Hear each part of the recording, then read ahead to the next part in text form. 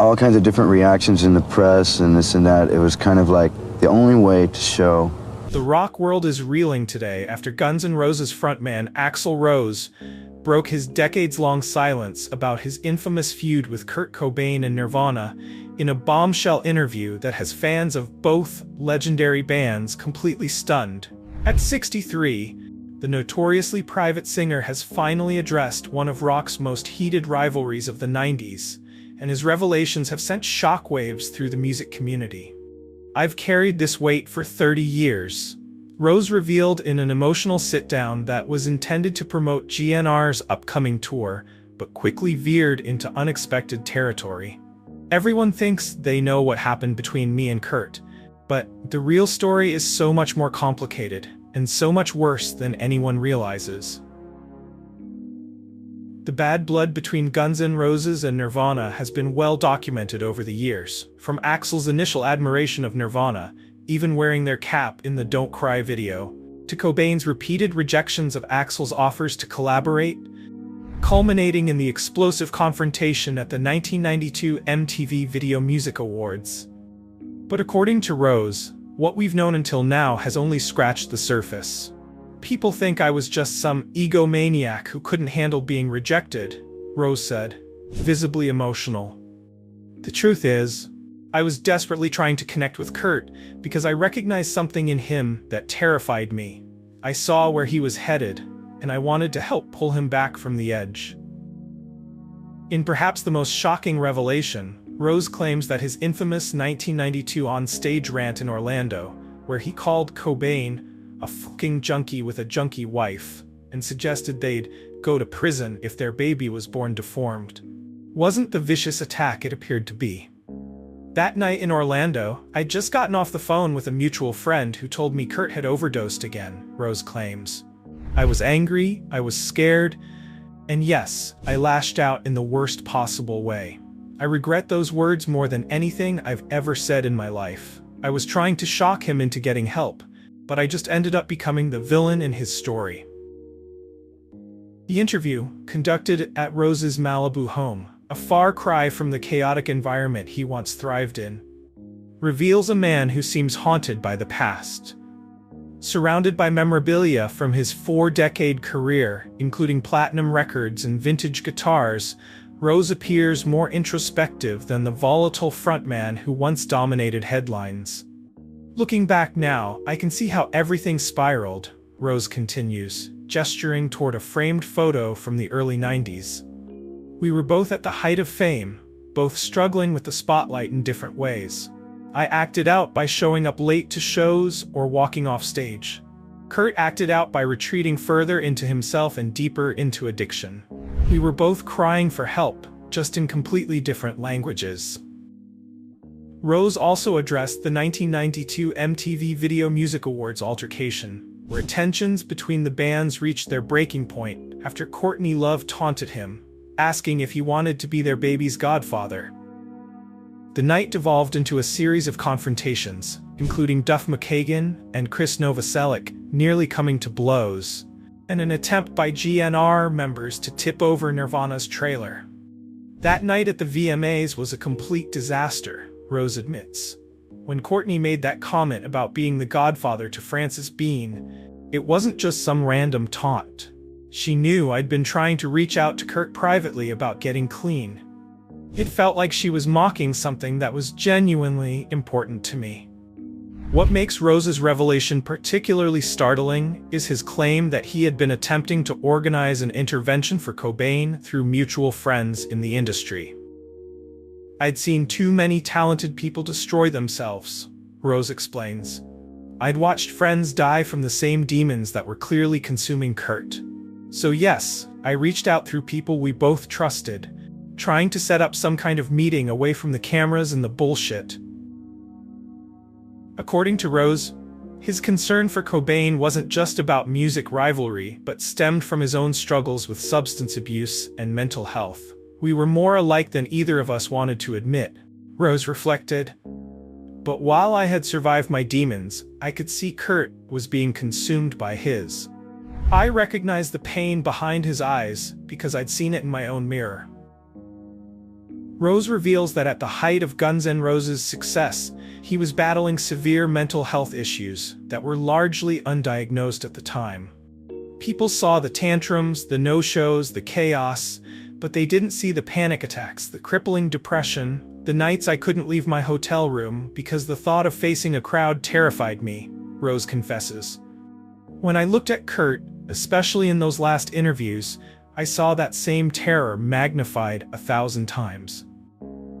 The interview takes an even more somber turn when Rose discusses what many fans didn't know: that Guns N' Roses bassist Duff McKagan was one of the last people to speak with Cobain, sitting next to him on a flight from Los Angeles to Seattle just days before his suicide in April 1994. When Duff told me about that flight, about how he almost invited Kurt over because he seemed so alone, Rose paused, visibly struggling with emotion. That destroyed me for years. I kept thinking, what if I had been on that plane instead? What if I had been able to put aside our stupid feud and just talk to him, human to human? Could I have made a difference? McKagan, who joined Rose for a portion of the interview, shared his own recollection of that fateful flight for the first time in detail. Kurt and I talked about addiction recovery, McKagan explained. He seemed interested in how I'd managed to get sober after nearly dying from pancreatic failure in 1994. There was a moment when we landed in Seattle where I thought about asking him to come over, maybe continue the conversation in a more private setting. I didn't follow that instinct, and 3 days later, he was gone. That's something I'll carry forever. Rose revealed that McKagan has never fully recovered from that chance encounter. Duff carried that weight for years, still does. The idea that he was one of the last people to speak to Kurt, that he recognized something was wrong but didn't follow through.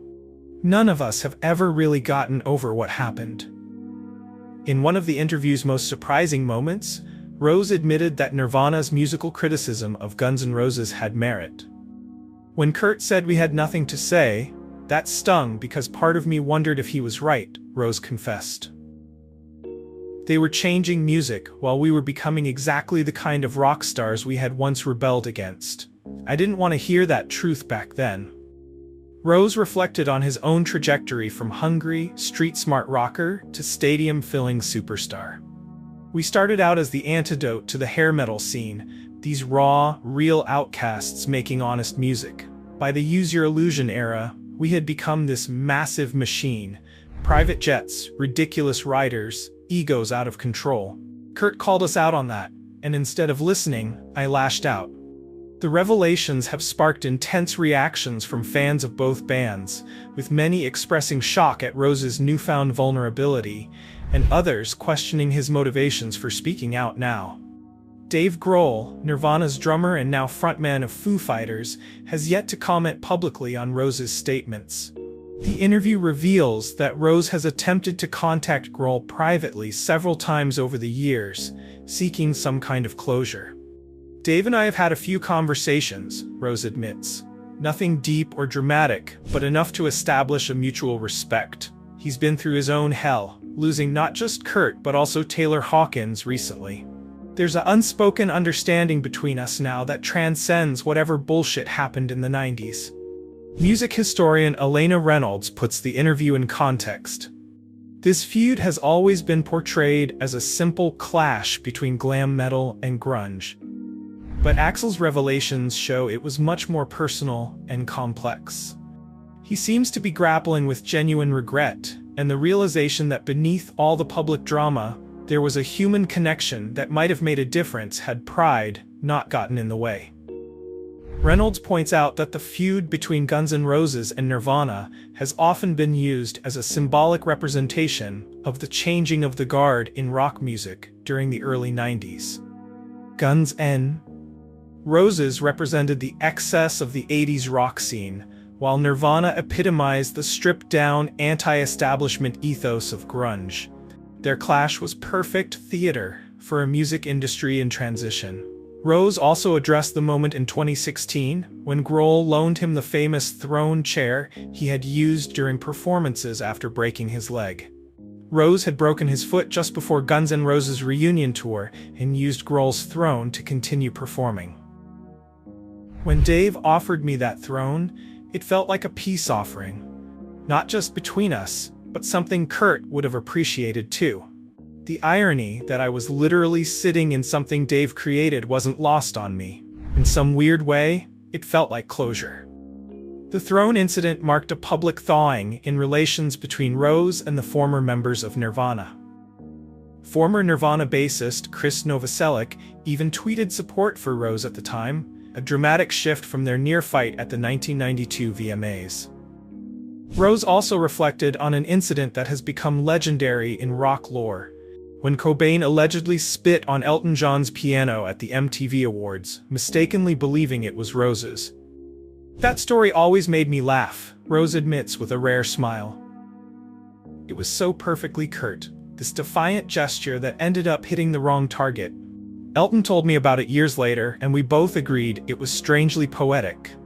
Here's Kurt, trying to strike out at what he saw as excess and pretension, and he ends up hitting one of the most legitimate artists in music history. Perhaps the most revealing part of the interview comes when Rose discusses his reaction to learning of Cobain's death. "I was in a hotel room in New York when someone from our management team called with the news," Rose recalls. "My first reaction wasn't sadness or shock. It was anger.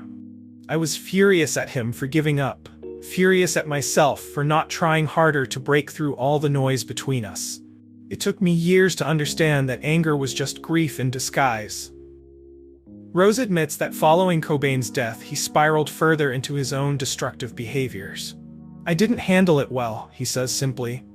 "The next several years were a blur of bad decisions, isolation, and my own struggles with depression.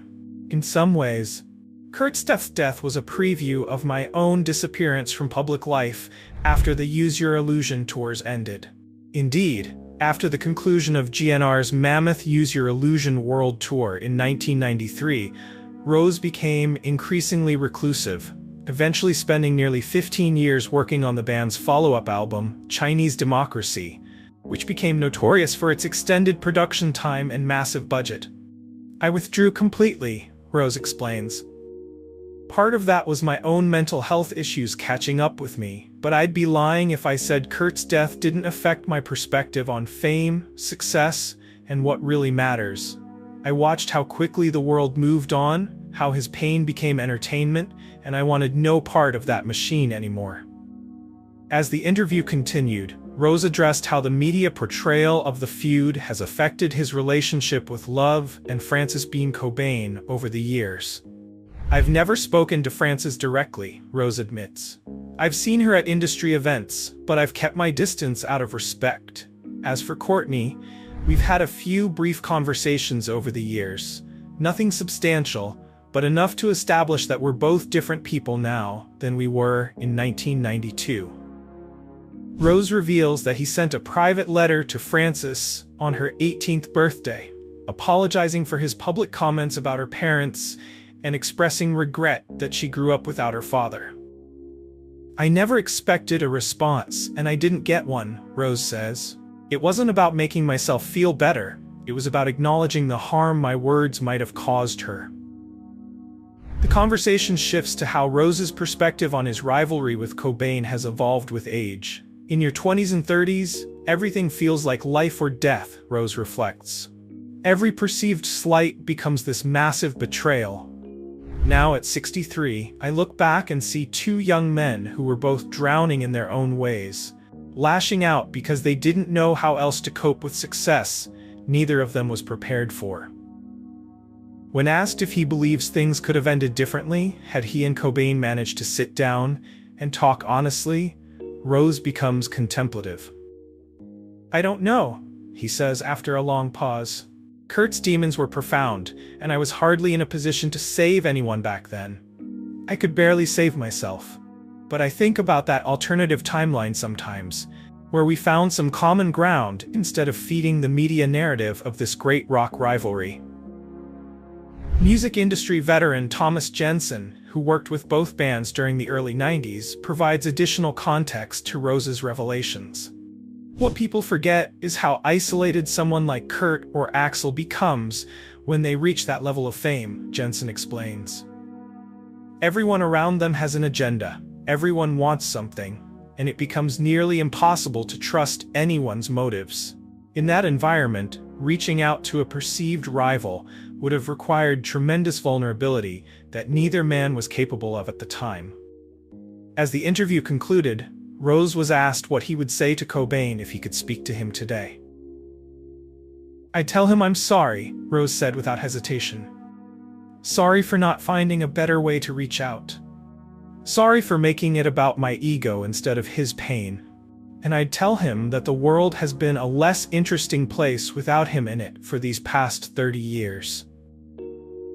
Rose also expressed regret about how the feud affected the other members of both bands. Slash wanted nothing to do with any of it, Rose says with a rueful smile. He just wanted to play guitar. Dave and Chris lost their friend and bandmate. And yet here we all were, feeding this ridiculous narrative about which band was better or more authentic. None of that mattered in the end. Fan reactions to Rose's revelations have been swift and divided. Longtime Nirvana supporter Brian Goldby commented, "It wasn't a feud. Kurt thought Axl was a scumbag and wanted nothing to do with him, and that upset Axl very much." Others, like Chelsea Gusek, viewed it more humorously. "Kurt, I don't want to be his friend. Axl, and I took that personally. Slash, and I did not give a fuck." Social media has exploded with reactions, with the hashtag #AxlOnKurt trending worldwide within hours of the interview's publication. Many fans expressed shock at Rose's vulnerability, while others remained skeptical about his motives for speaking out now. "I can't believe I'm saying this, but I actually feel bad for Axl Rose after reading this," wrote Twitter user @NirvanaForever90. "For decades we've painted him as this villain in the Kurt Cobain story, but maybe it was more complicated than that." Others were less impressed. "Classic Axl, making someone else's tragedy about himself," commented Instagram user @GrungeQueen76. Kurt wanted nothing to do with him for good reasons. Axl represented everything Kurt stood against. The interview has reignited interest in both bands, with streams of their catalogs reportedly surging overnight. Music critics are now reassessing the infamous rivalry in light of Rose's revelations, with many noting how the passage of time has seemingly softened the once volatile frontman. Who comes out on top in this decades-old feud?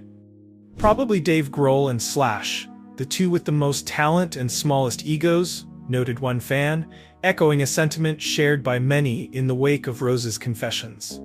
Cultural critic Nathan Williams sees Rose's interview as part of a broader trend of aging rock stars confronting their legacies. "There's a reckoning happening with the surviving icons of the 80s and 90s, Williams observes. As they enter their 60s and 70s, many are looking back at their behavior during their peak years with new perspective and, often, regret. It's fascinating to watch someone like Rose, who epitomized rock star excess and volatility, grappling with his past actions in such a public way." The interview also touched on how the music industry has changed since the height of the Guns-Nirvana feud. Back then, these rivalries sold magazines, concert tickets, albums, Rose notes. The industry fed on conflict because conflict was profitable. Now with social media, artists can speak directly to fans without those filters. "I wonder how different things might have been if Kurt and I had been able to communicate without all those barriers and agendas." Rose also reflected on how the perception of mental health issues has evolved since the 90s. Back then, if you were struggling, the attitude was basically tough it out.